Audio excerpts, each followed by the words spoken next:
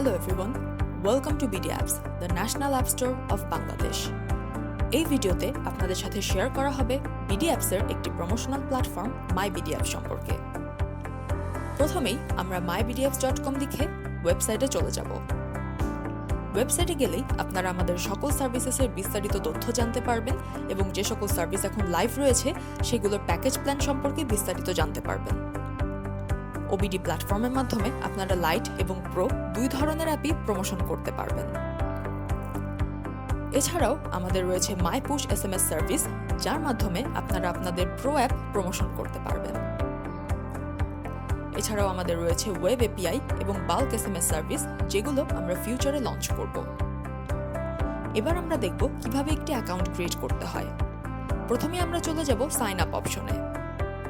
Sign up অপশনে গিয়ে সকল বিস্তারিত তথ্য যেমন নাম, ইমেল আইডি, পাসওয়ার্ড লেখার পর মোবাইল নাম্বার লিখে সাইন আপ করলেই আপনার অ্যাকাউন্টটি ক্রিয়েট হয়ে যাবে।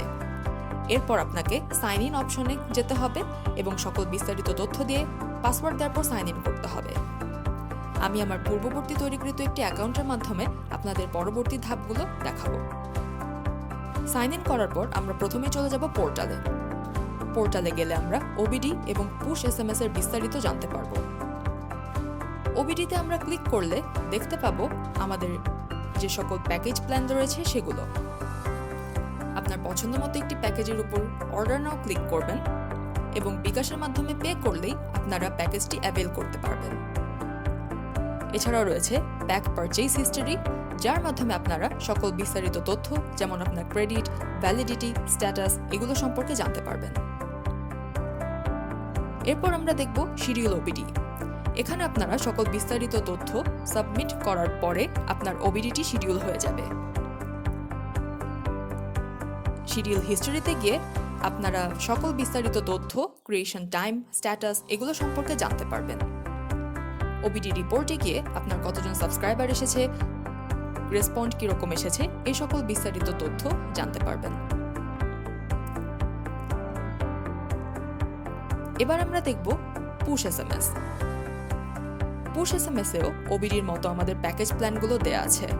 বাই পুশ SMS এ ক্লিক করে আপনার পছন্দ মতো একটি সার্ভিসে অর্ডার নাও ক্লিক করার পর বিকাশে পেমেন্ট করতে হবে।